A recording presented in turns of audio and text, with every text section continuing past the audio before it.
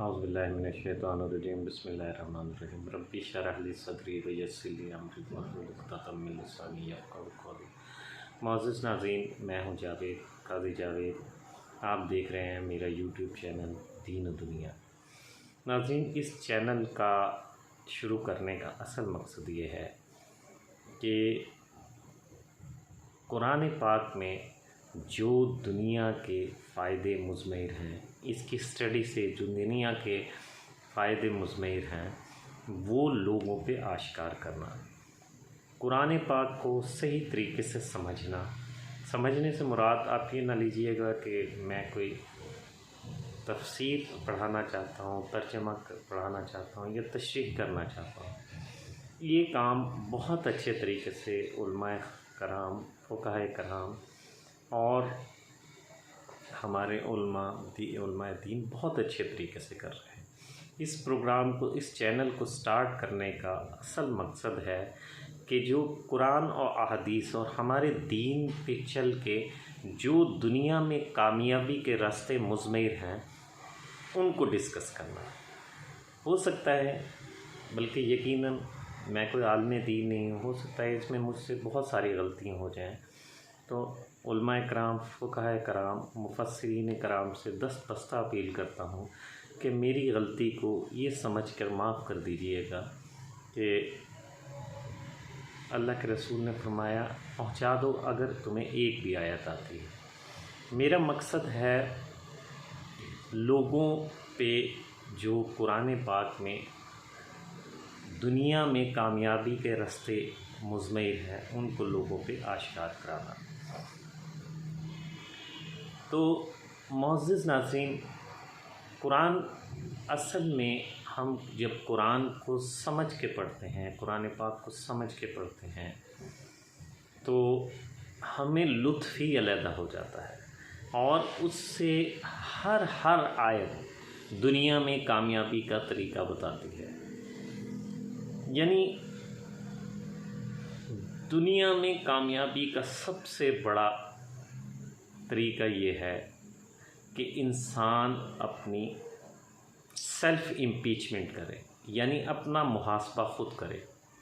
और जब इंसान हर चीज़ में अपना मुहासबा ख़ुद करने लग जाएगा तो दुनिया में हर चीज़ में कामयाबी उसके कदम चूमेगी, चाहे वो दुनिया का कोई भी चीज़। और फिर इस कुरान पाक के ज़रिए, इस अहादीस मुबारका के ज़रिए हज़रत अबू बकर सिद्दीक़ रज़ियल्लाहु ताला ने फरमाया कि मैंने आक़ाए दो जहां से कुरान का इतना इल्म हासिल किया कि अगर एक ऊँट की रस्सी भी गुम हो जाए तो मैं उससे ढूंढ सकता हूँ। हज़रत आयशा सिद्दीक़ा रज़ियल्लाहु ताला अन्हा से पूछा कि अल्लाह के रसूल का अखलाक क्या है। आपने फरमाया अल्लाह के रसूल का अखलाक तो कुरान की तफसीर है। कुरान पाक में असल में कुरान पाक ये बॉडी मैन्युफैक्चर्ड बाय अल्लाह है, अल्लाह की बनाई हुई है। जैसे हर मैन्युफैक्चरर अपनी प्रोडक्ट के साथ एक मैनुअल बुक भेजता है, इसी तरीके से अल्लाह अज़्ज़ा व जल ने वो कुरान मैनुअल बुक के तौर पे इस बॉडी को बेहतरीन फ़वाइद हासिल करने के लिए भेजी है। अच्छा, बाज़ औक़ात प्रोडक्ट किसी ऐसी मुल्क की होती है जिसकी ज़बान हमें समझ नहीं आती या उस पर अबूर हासिल नहीं होता, तो हमें, जैसे एक मिसाल की बात है, आप एक चाइना का बना हुआ मोबाइल लेते हैं तो उसकी मैनुअल बुक चाइनीज़ में आती है जिसके ऊपर आपको सही तरीके से दस्तरस हासिल नहीं होती। और अच्छा, उसके लिए हमें क्या करना पड़ता है, उस मोबाइल के मकैनिक के पास जाना पड़ता है ताकि वो उसके तजर्बात करके, प्रैक्टिकल करके इतना एक्सपर्ट हो चुका होता है कि वो हमें उसको सही तरीके से इस्तेमाल करने के तरीके बता देता है। क्योंकि वो भी सही तरीके से चाइनीज़ नहीं समझता होता, लेकिन वो प्रैक्टिकल इतना कर चुका होता है कि उसको उस पर अबूर हासिल हो चुका होता है। इसी तरह कुरान क्योंकि अरबी में है तो अजमियों के लिए ये बहुत मुश्किल है कि उस पर मुकम्मल दस्तरस और अबूर हासिल करना। और अगर करना चाहें तो अल्लाह फरमाता है हमने इस कुरान को आसान बना दिया, कोई है समझने वाला।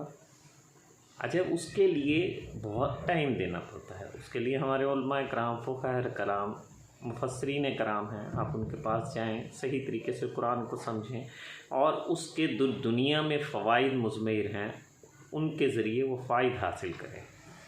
एक मिसाल की बात है, मैं एक छोटी सी मिसाल देता हूँ। कुरान पाक की पहली आयत है, अल्हम्दुलिल्लाहि रब्बिल आलमीन, तमाम तारीफ़ें अल्लाह अज़्ज़ा व जल की हैं। अब मसला, अब आप गौर करें, अगर सिर्फ़ हम एक इस आयत पे गौर कर लें तो शायद हमारे ज़िंदगी के आधे मसाइल हल हो जाएं। यानी आज हर शख्स ये कोशिश करता है कि मेरी तारीफ़ होनी चाहिए, उसके लिए अपनी तारीफ़ करवाने के लिए हर जायज़ और नाजायज़ ज़राए इख्तियार करता है।